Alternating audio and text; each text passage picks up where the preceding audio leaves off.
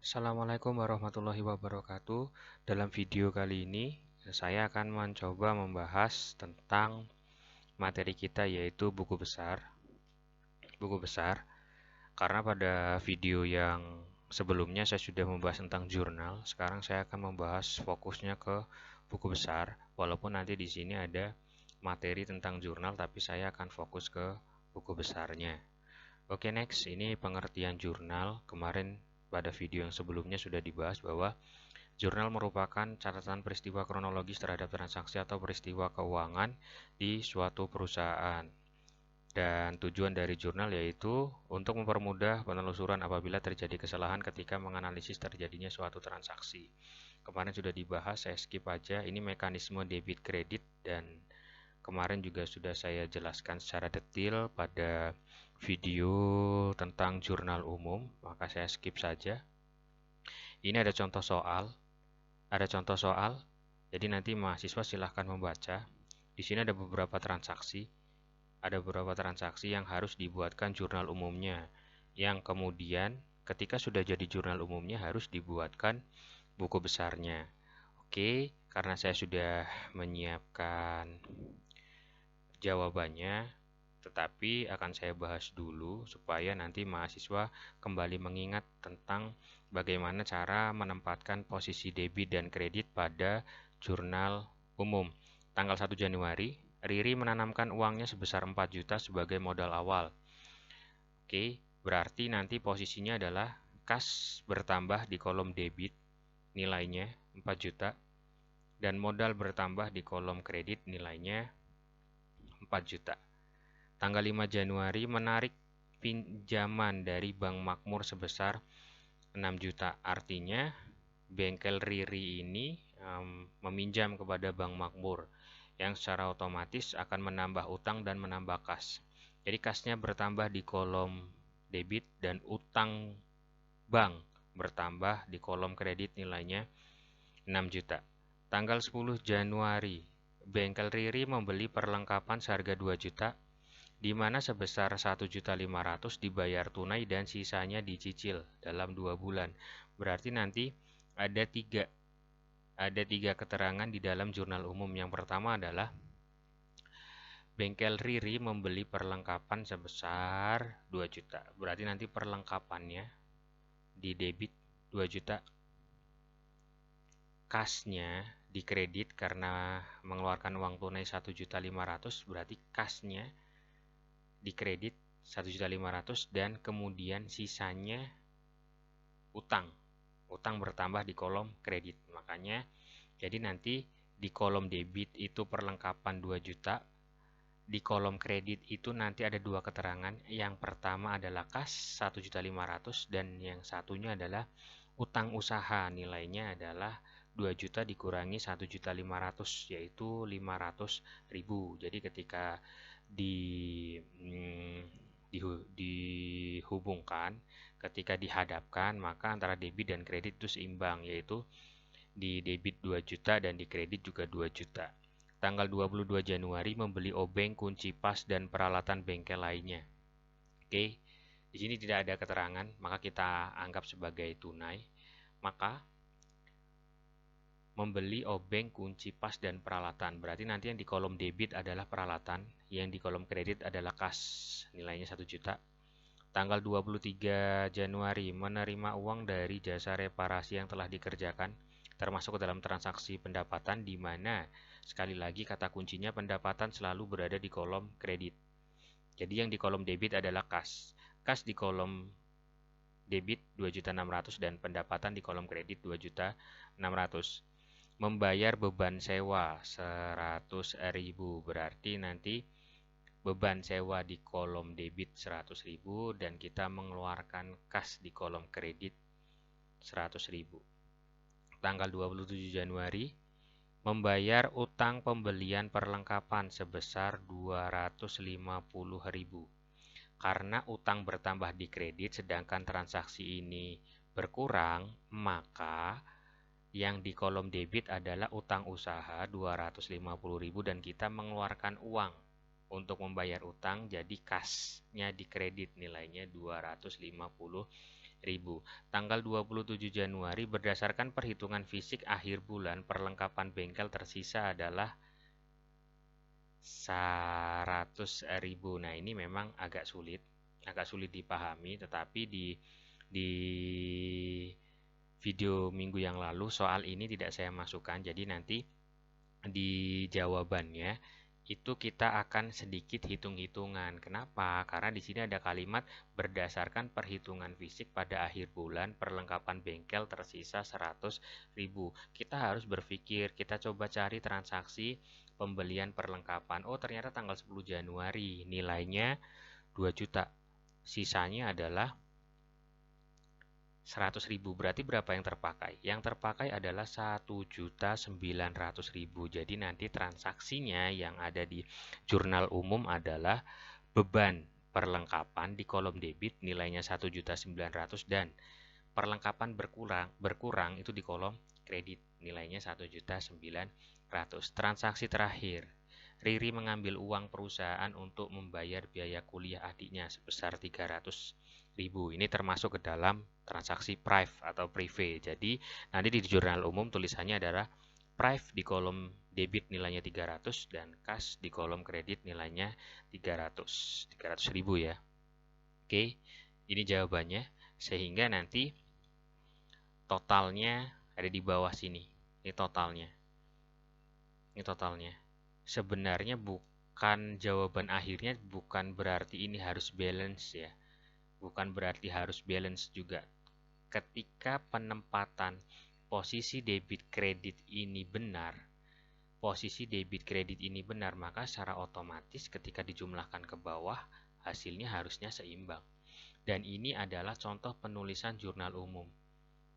Sebenarnya dalam jurnal umum juga harus ditulis keterangannya. Supaya apa? Supaya untuk memudahkan akuntan atau bagian keuangan untuk melihat, oh ini digunakan untuk A, oh ini digunakan untuk B, oh ini digunakan untuk C, sehingga ada keterangannya dan gampang atau mudah untuk dicari ketika terjadi sesuatu data yang terselip atau terjadi manipulasi atau kasus-kasus lain, maka akan dengan mudah kita temukan di mana sih letak penyakitnya, karena jurnal umum itu memang mencatat secara umum seluruh transaksi yang terjadi pada hari itu. Oke, ini jurnal umumnya sudah selesai ya. Sudah selesai jurnal umumnya. Sekarang lanjut ke buku besar. Buku besar itu apa sih? Buku besar itu buku yang bentuknya besar, benar. Jadi nanti kenapa dikatakan buku besar? Kenapa dikatakan dengan buku besar? Karena masing-masing buku itu hanya menampung satu transaksi. Hanya menampung satu transaksi. Sehingga tidak bisa nanti buku besar itu lebih dari satu transaksi. Jadi nanti di dalam buku besar itu mencantumkan seluruh keterangan yang ada di dalam jurnal umum. Contoh, jadi nanti ada yang namanya buku besar kas. Buku besar kas berarti mencatat seluruh transaksi kas yang terjadi pada bulan tersebut atau yang dicatat dalam jurnal tersebut. Jadi seandainya nanti mahasiswa mencatat buku besar kas, berarti nanti seluruh transaksi kas. Di sini ada tanggal 1 ada kas, tanggal 5 ada kas, tanggal 10 ada kas, tanggal 22 ada kas, tanggal 23 kasnya ada juga, 25 juga ada, 27 juga ada, dan yang terakhir tanggal 30. Jadi nanti seluruh transaksi kas ini akan diakumulasi berapa sih nominal yang sesungguhnya di dalam buku besar kas. Kenapa? Karena di jurnal umum itu hanya mencatat secara umum. Setelah kas mungkin nanti akan ada buku besar utang bank sendiri, buku utang usaha sendiri, buku besar peralatan sendiri, buku besar pendapatan sendiri, dan lain sebagainya. Oke, kita coba langsung ke contoh yang realnya, yang tadi sudah saya sebutkan, yaitu buku besar kas. Di sini, jadi nanti buku besar silahkan mahasiswa buat dengan skema tabel yang seperti ini. Mungkin ketika masih sekolah menengah atas, itu di sini di saldo dibagi lagi menjadi debit atau kredit, tapi di sini saya tidak menggunakan. Saya hanya menggunakan teknik ya. Jadi ketika pertama kali data masuk tanggal 1 Januari, itu posisi kas ada di kolom debit. Maka dapat saya simpulkan bahwa di sini nantinya ada di kolom debit. Transaksi tanggal 5 itu berada di kolom debit. Jadi kita tulis uraian ini isinya apa? Keterangan yang ada di jurnal umum, tetapi saya tidak mewajibkan mahasiswa untuk memberikan keterangan ini. Biarkan kosong tidak apa-apa, karena masih tahap belajar. Nah, di sini saldo, posisinya tadi sudah saya bilang, di debit. Jadi nanti akan ada rumus, debit ketemu debit, maka dijumlahkan langsung. Nah, ini adalah saldonya. Lalu, transaksi tanggal 10 dikredit. Berarti nanti debit ketemu kredit dikurang. Begitu seterusnya. Debit ketemu kredit dikurang. Begitu seterusnya. Ketemu debit lagi ditambah, ketemu kredit lagi berkurang, ketemu kredit lagi berkurang, dan yang terakhir ketemu kredit lagi. Maka ini adalah nominal akhir untuk transaksi kas di buku besar kas 9.450.000.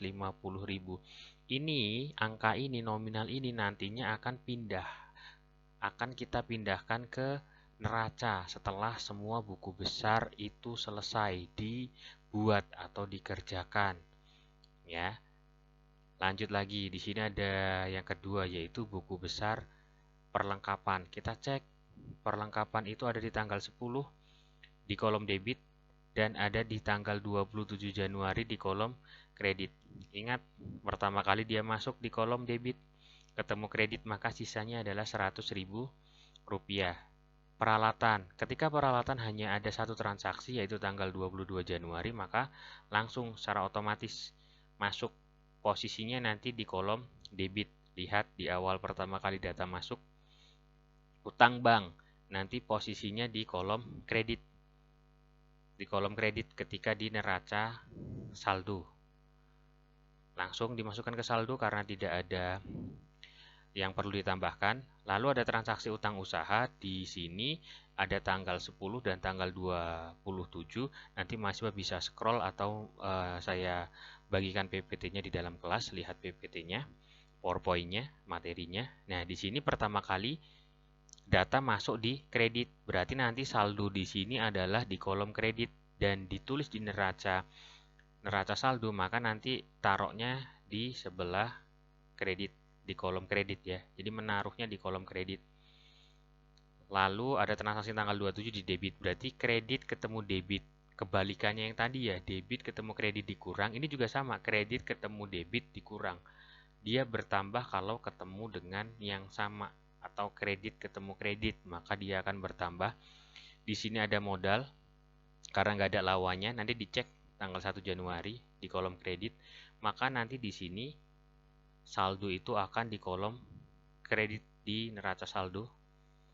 Ada beban sewa dan seterusnya bisa dilihat sendiri. Nah, nanti masing-masing saldo ini akan dipindahkan sesuai posisinya ke sini, ke neraca saldo. Dan akun-akun ini adalah nama-nama buku besar yang kita buat. Ini adalah nominal akhir untuk kas. Saldo bagian akhir, perlengkapan bagian akhir, peralatan bagian akhir, dan seterusnya. Ketika seluruh akun ini sudah dimasukkan, ditempatkan pada posisinya, nilai saldonya, nilai akhirnya, di kolom debit ataupun kredit, ketika dijumlah ke bawah hasilnya seimbang, maka bisa disimpulkan buku besar ini tidak mengalami kesalahan dalam melakukan penginputan. Tetapi seandainya kok terjadi tidak balance di sini, di neraca saldo ini, maka akan ada yang harus mahasiswa perbaiki, cek and recheck kembali apakah sudah benar dalam pembuatan buku besarnya. Jadi gitu ya. Mudah-mudahan paham dan Di slide berikutnya juga masih ada contoh. Jadi nanti mahasiswa silahkan kerjakan yang saya perintahkan di classroom. Jangan yang ini karena kebetulan PPT ini sudah ada jawabannya. Nah, ini sudah ada jawabannya dan mahasiswa juga sudah memegangnya, maka yang harus mahasiswa kerjakan adalah yang soal latihan 1 saja. Jadi, mahasiswa mengerjakan soal latihan 1, dibuatkan jurnal umumnya terlebih dahulu, baru membuat buku besarnya. Tugas tersebut dikerjakan, boleh deh kalau untuk garisnya kalian buat menggunakan Microsoft Word ataupun Excel, tetapi penulisannya tetap harus manual. Hal ini dilakukan sebagai upaya untuk menghindari mahasiswa yang copy paste karena banyak sekali mahasiswa yang copy paste. Jadi kalau salah itu salahnya berjamaah, kalau benar benernya berjamaah. Oleh karena itu silahkan mahasiswa buat kolom-kolomnya sesuai dengan apa yang ada di slide atau di video ini, tetapi dikosongkan. Jadi nanti mahasiswa tinggal menuliskan akunnya apa, keterangannya apa, nominalnya apa, dan lain sebagainya. Silahkan mahasiswa kerjakan hanya soal latihan 1 saja. Karena saya tidak ingin memberatkan, ini masih daring, tidak bertatap muka secara langsung sehingga mahasiswa dituntut untuk belajar mandiri. Oleh karena itu saya hanya memerintahkan mahasiswa untuk mengerjakan soal latihan 1. Jadi jurnal umum terlebih dahulu yang dibuat, baru buku besarnya. Oke, saya cukupkan video untuk pertemuan pada minggu yang kelima ini mengenai topik buku besar. Saya akhiri. Assalamualaikum warahmatullahi wabarakatuh.